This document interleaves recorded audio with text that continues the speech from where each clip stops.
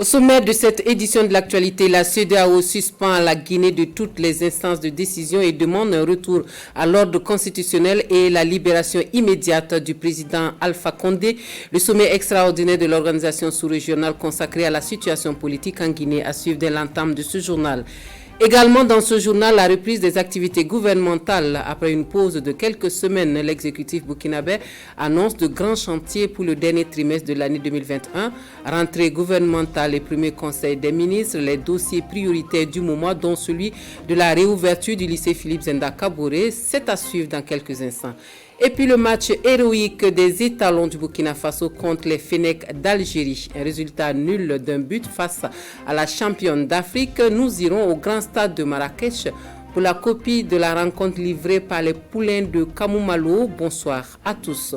Ravi de vous retrouver pour les actualités dans cette édition. Merci de votre attention. Le coup de force en Guinée qualifié d'incident regrettable par le président en exercice de la CEDEAO, les chefs d'État de gouvernement de l'organisation sous-régionale condamnent avec fermeté et sanctionnent. Les dirigeants ouest-africains appellent au retour à l'ordre constitutionnel et demandent la libération immédiate du président Alpha Condé. Le sommet extraordinaire de la communauté économique des États de l'Afrique de l'Ouest décide la suspension de la Guinée de toutes les instances de décision. La concertation au sommet par visioconférence cet après-midi. Les conclusions avec Salifou Belem et bienvenue Taonsa. La communauté économique des États de l'Afrique de l'Ouest, pour le retour de l'ordre constitutionnel en Guinée, prend des sanctions. Elle suspend le pays de toutes ses instances, décision de ce sommet extraordinaire des chefs d'État de l'organisation sous-régionale.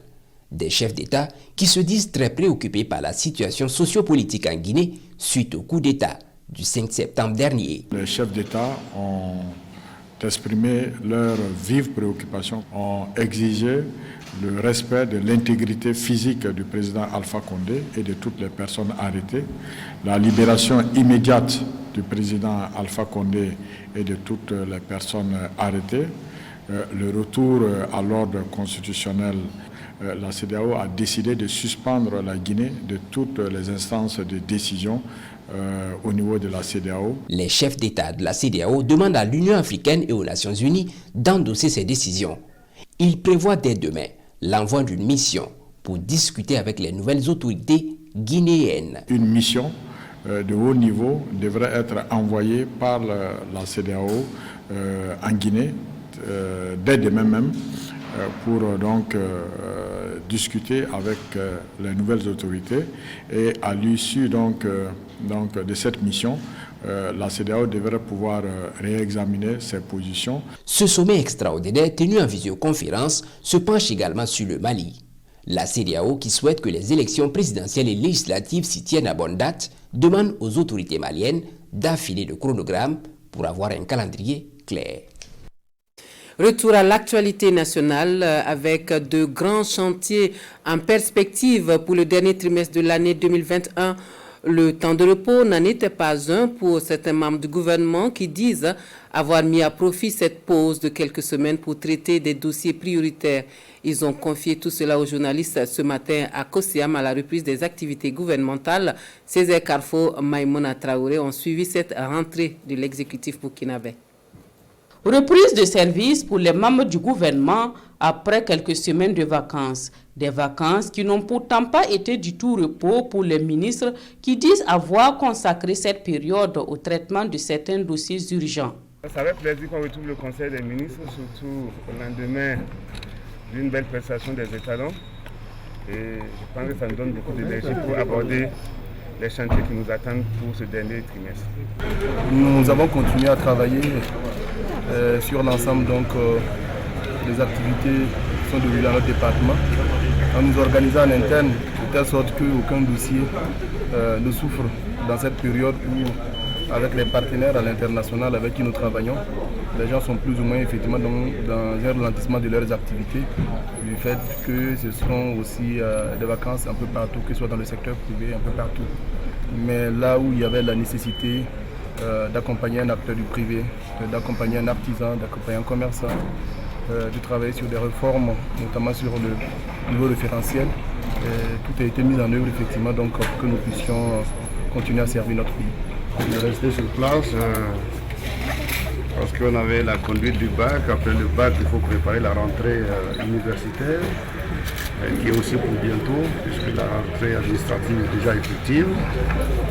Il fallait aussi travailler sur la répartition des nouveaux bacheliers. On avait le chantier également de l'école normale supérieure de Koudougou, puisque nous avons fait la fusion entre l'ENSK et puis l'IDS. Donc beaucoup de dossiers sur lesquels nous avons travaillé, en matière de recherche également. Et là, on est en train de voir comment aborder la rentrée universitaire pour le 1er octobre. Cette rentrée est placée sous le signe du travail. Le travail pour relever les défis importants qui se présentent à nous. En termes de coopération, comment est-ce qu'on peut encore davantage multiplier et densifier les partenariats pour relever ces défis qui se présentent en termes de sécurité alimentaire, en termes de sécurité pour le pays, en termes également humanitaires. Il y a eu une épidémie de choléra au Niger et nous avons eu 2 cas que nous avons pu bien contrôler dans l'est du pays. Il y a également des alertes dans la sous-région en ce qui concerne les fièvres hémorragiques. Donc nous sommes en alerte maximum contre ces maladies épidémiques qui pourraient donc rentrer au Burkina. Et nos équipes sont sur le terrain et en alerte maximum. Nous allons travailler aujourd'hui à faire en sorte que dans le dernier trimestre de l'année 2021, nous puissions engager les grandes réformes que le président du Faso a annoncées lors de sa campagne présidentielle et lors de son investiture. C'est le retour donc ce matin dans les dossiers avec ce conseil des ministres pour le président du Faso qui dit n'avoir pas eu de répit. Les défis sont énormes. Il exhorte donc les membres du gouvernement à poursuivre les efforts afin de les relever dans les meilleurs délais. Les dossiers les plus urgents pour nous concernent un certain nombre de secteurs. D'abord, nous devons recadrer toutes les questions qui concernent la préparation du budget 2022 qu'il nous faut soumettre très bientôt à l'Assemblée nationale. Nous devons nous atteler à la préparation également du plan national de développement économique et social, deuxième série, pour que d'ici le mois de novembre, nous puissions le soumettre aux partenaires, je dirais, au développement. Nous devons nous préoccuper également des problèmes quotidiens des Burkinabés, notamment toutes les questions qui concernent la vie chère, toutes les questions qui concernent les questions également des logements sociaux et de la terre, comme vous savez, qui sont des questions qui amènent des gorges chaudes, mais dont nous avons la responsabilité de rechercher l'ensemble des solutions. En prélude à cette rentrée gouvernementale, le Premier ministre a évalué tous les membres du gouvernement sur la base de la feuille de route et des contrats d'objectifs assignés à chaque ministre. Il a indiqué que les résultats seront transmis au chef de l'État. Plusieurs dossiers urgents sur la table donc de ce premier conseil des ministres de la reprise. Nous retenons la réouverture du lycée Philippe Zenda Kaboré pour compter de l'année scolaire 2022-2023, la tenue du forum sur la réconciliation nationale du 17 au 23 janvier 2022. Suivons plutôt le compte-rendu complet de cette reprise de cette hebdomadaire réunion du gouvernement avec Césaire Carfo et Maïmouna Traoré. Le Conseil des ministres du jour s'est penché sur la situation au lycée Philippe Zenda Kaboré. Il annonce la réouverture de l'établissement à compter de l'année scolaire 2022-2023. Ce report d'ouverture permettra une sérénité donc dans éventuellement les projets de réhabilitation de ce lycée afin de remplir toutes les conditions d'accueil des élèves. Le Conseil a également entendu un rapport relatif à l'état de mise en œuvre du transfert du baccalauréat au MENA. Le ministre en charge des enseignements secondaires a fait le point de la situation tragique intervenue à l'université Norbert Zongo et qui a causé la mort de 4 personnes. Il a par ailleurs informé que des enquêtes policières, judiciaires et administratives sont ouvertes pour situer les responsabilités. Réconciliation nationale, le Conseil des ministres a adopté un rapport d'étape sur la mise en œuvre de la feuille de route du processus de réconciliation nationale et sur la préparation du forum national. Le processus se poursuit comme prévu et le forum est prévu se tenir du 17 au 23 janvier 2022. Ce rapport fait le point des différentes démarches entreprises dans le cadre de la réconciliation nationale, notamment les étapes qui avaient été indiquées dans la feuille de route adoptée il y a quelques mois. Et ces actions ont concerné entre autres les activités de concertation nationale avec des publics cibles, des concertations avec les exilés, de la mise en place d'instruments d'orientation et de supervision du processus et enfin de l'organisation du Forum national de réconciliation. Le Conseil a noté une évolution positive dans l'exécution de la feuille de route relative au processus de réconciliation nationale dans notre pays et a instruit donc le ministre d'État chargé du dossier à poursuivre sur cette dynamique. Au ministère de l'Administration territoriale et de la décentralisation, il est question de l'organisation générale de l'administration. Un rapport y relatif a été adopté. Cette loi d'orientation de l'organisation générale de l'administration permettra de mettre en cohérence et en complémentarité les deux modes d'administration du territoire, à savoir la décentralisation et la déconcentration, avec pour principe de mise en œuvre la progressivité. Et ceci est très, très important. Le Conseil donc a marqué son accord pour la transmission du dit projet de loi à l'Assemblée nationale. L'avant-projet de budget exercice 2022 est finalisé et sera soumis au Conseil des ministres puis à l'Assemblée nationale. Le Conseil a adopté un rapport relatif à la situation humanitaire nationale, un rapport qui donne la situation des personnes déplacées internes, la situation des catastrophes enregistrées et les besoins d'assistance humanitaire. Le Conseil a instruit les ministres en charge du dossier de prendre les mesures nécessaires pour accroître les stocks d'intervention pour l'assistance humanitaire et poursuivre l'élaboration d'une stratégie de relèvement des personnes déplacées internes et des populations hautes vulnérables. Autre point de l'actualité, l'amélioration continue de la gouvernance des entreprises au cœur d'une formation des administrateurs des sociétés à capitaux publics à Bobo-Dioulasso. Un cadre de renforcement pour ces gestionnaires financiers afin qu'ils soient plus opérationnels et plus créatifs. Les ambitions sont confiées à Mané Kahien et Karim Sissé. Des administrateurs des sociétés à capitaux publics se retrouvent cette année encore. Et pour cette 22e rencontre annuelle, ils vont être outillés sur le processus d'élaboration et de mise en œuvre du plan stratégique de développement, méthode, outils, rôles et responsabilités des organes de gouvernance. À travers une telle tribune, il s'agit pour le ministère en charge de l'industrie d'améliorer le dynamisme de ces acteurs afin qu'ils soient en phase avec les objectifs du référentiel de développement du pays. Il y a un référentiel de développement dans notre pays qui, mieux que ces administrateurs, pourront le mettre en œuvre et le meilleur cadre pour leur permettre, c'est donc cette session de formation, non seulement pour leur donner davantage d'éclairage sur les objectifs et ensuite la voie à suivre pour atteindre les résultats qu'on leur assigne. L'Assemblée générale également a adopté une résolution invitant les sociétés d'État au regard en tout cas des crises, des chocs de ces dernières années, de pouvoir actualiser en tout cas leur plan stratégique et aussi d'élaborer des plans de continuité d'activité. Donc il était bon quand même qu'on puisse, dans le cadre de ces formations-là, développer un tel thème qui va les outiller pour pouvoir élaborer et mettre en œuvre convenablement ces outils-là. Ce séminaire de formation s'étale sur 3 semaines et concerne 3 groupes de participants. Chaque groupe aura droit à des communications sur le thème central et sur plusieurs sous-thèmes. Nous aurons d'abord le processus d'élaboration du plan stratégique de développement.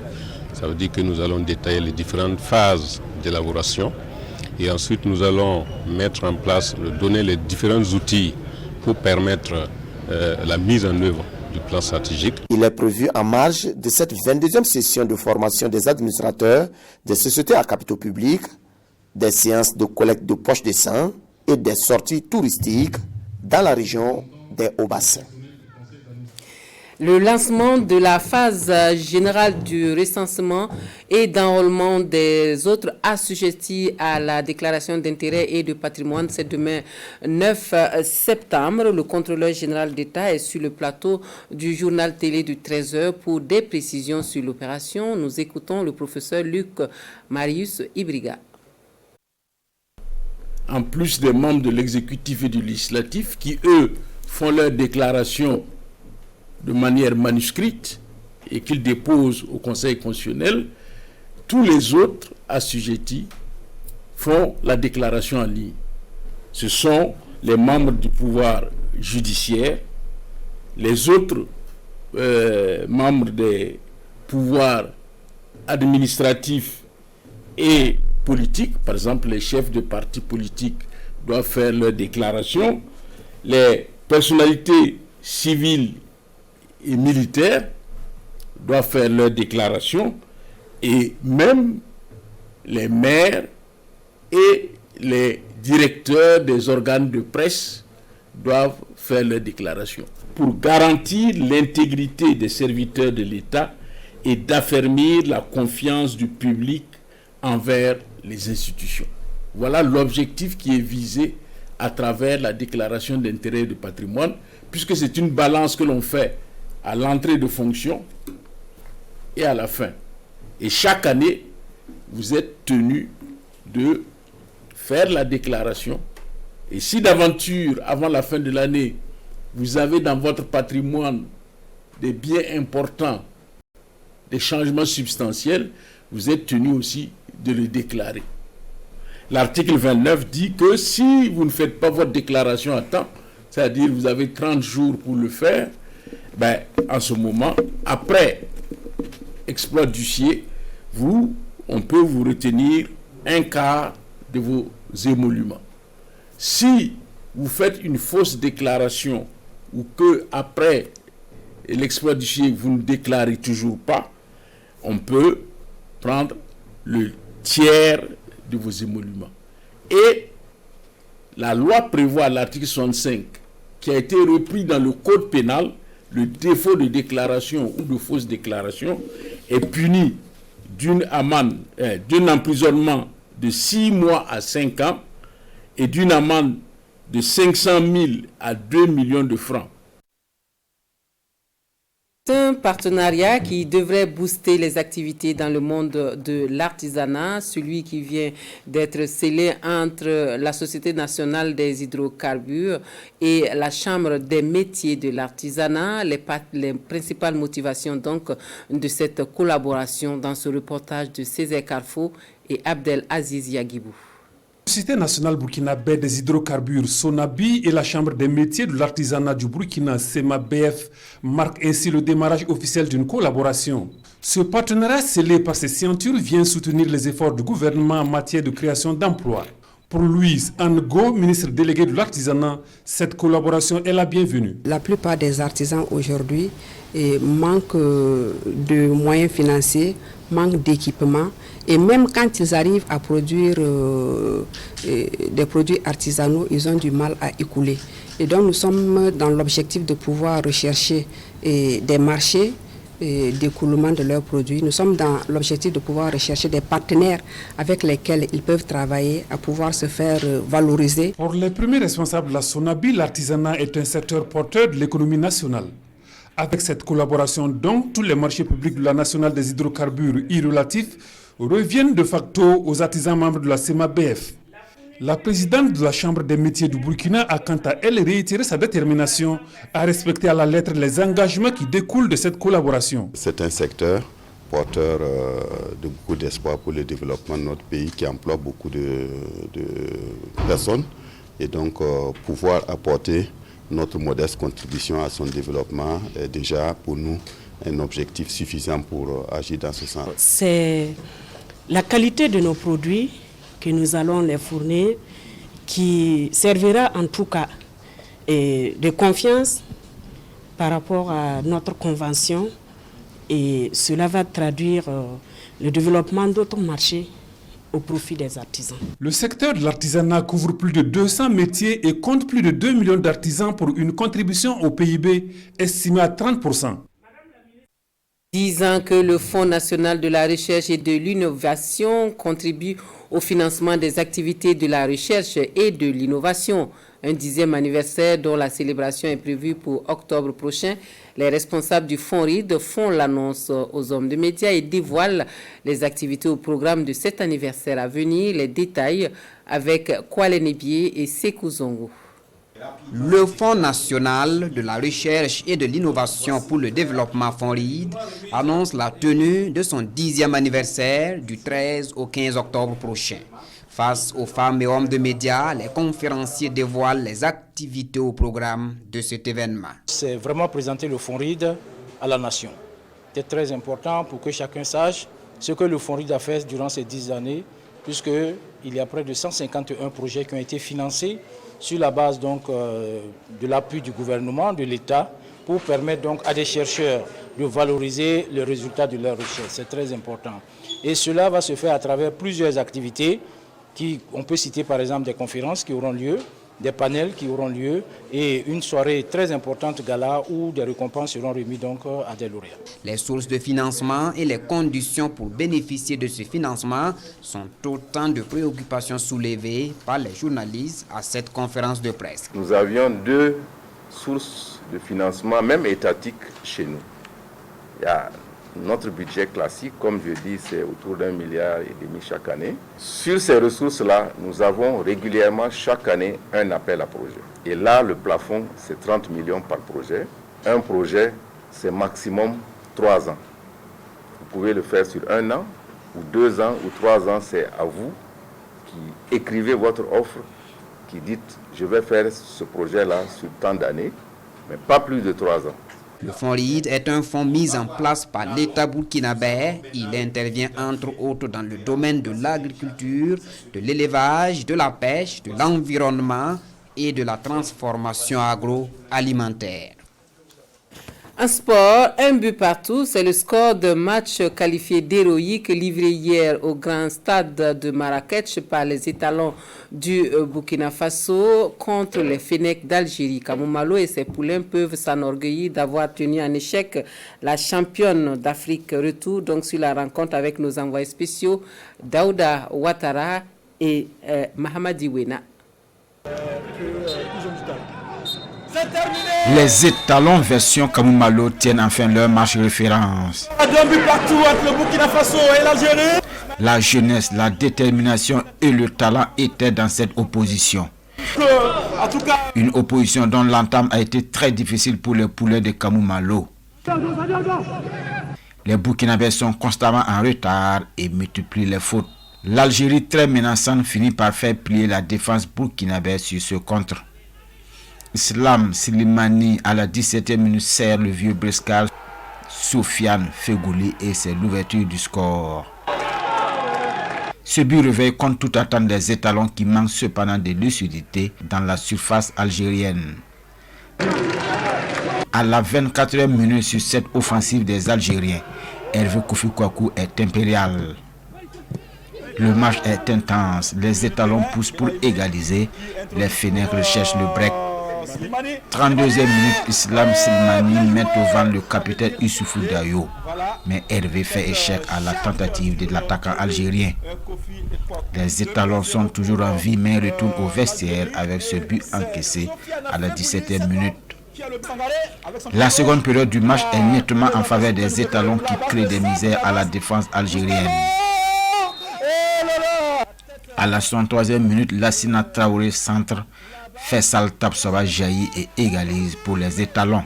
Qu'est-ce qu'il a fait Burkina Faso? C'est incroyable! C'est incroyable! C'est vrai que je suis content de marquer ce but, mais c'est un but d'ensemble. Voilà, on espère continuer cette lancée-là, parce que ça c'était je pense que le niveau du Burkina ce soir était très bon. Malgré des possibilités de marquer un deuxième but, surtout côté étalon, l'arbitre central, le Botswanais Joshua Bondo, met fin à la rencontre sur le score d'un but partout.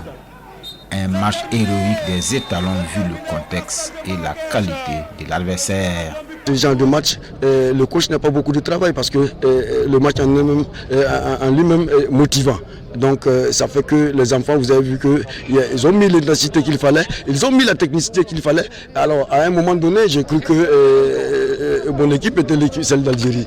Alors je dis chapeau aux garçons. La revanche de Blida n'a pas eu lieu, certes, mais avec les forces en présence et la configuration de ce groupe A, tout porte à croire qu'il y aura un Blida 2 en mi-novembre prochain. Et puis les cyclistes d'ici et d'ailleurs attendus à nouveau sur les routes du Burkina Faso du 29 octobre au 7 novembre prochain. 10 étapes donc à franchir par les successeurs de l'Angolais Manuel Antonio Dario, vainqueur du maillot jaune 2019. Les grandes lignes du 33e Tour du Faso sont dévoilées ce matin par le Comité national d'organisation en présence de Konsoun Koulibaly et Christelle Dabré-Paris. Retour aux sources pour le lancement du Tour du Faso. Le premier coup de pédale de la 33e grande boucle africaine sera donné à Banfora le 29 octobre prochain. 10 villes, Bobo Dioulasso, Dédougou, Koudougou, Waïguya, Kaya, Tenkodgo, Zorgo, Zignari et Ouagadougou accueilleront la caravane. Le Burkina entend relever le défi de l'organisation malgré un contexte sanitaire et sécuritaire difficile. Je puis vous assurer que toutes les dispositions, je dis bien toutes les dispositions, seront prises pour garantir la sécurité de la caravane et des populations des régions que le Tour va traverser. 16 équipes de 14 pays d'Afrique et d'Europe iront à la conquête du maillot jaune. La distance de course est de 1273 km et 849 de distance de transportement, soit une distance totale de 2122 km. Le hic est qu'après plus de 30 ans, le Burkina peine à élever son tour du 2.2 au 2.1 comme celui du Rwanda. Le montant des prix et primes aussi doit évoluer par rapport à la qualité de l'hébergement et de la restauration. Le cahier de charges à respecter n'est pas facile. En marge de l'édition 2021 se tiendra le premier tour féminin international du Faso sous le thème Femmes, Sport et Paix universelle. 3 étapes sont au programme: Dédougou, Tenkodgo et Ouagadougou. 9 pays auraient déjà confirmé leur participation. Le budget total de ce 33e tour cycliste international du Faso est estimé à un demi-milliard de francs CFA. Le comité rassure que le tour gardera tout son charme malgré l'absence du régisseur Francis Ducreux, décédé le 1er mai dernier. Et c'est sportivement que nous mettons fin aux actualités dans cette édition. Merci à vous de nous avoir reçus chez vous. Le dernier rendez-vous des infos sur la télévision du Burkina, c'est à 23h avec Sekou Zongo. Une belle soirée à tous.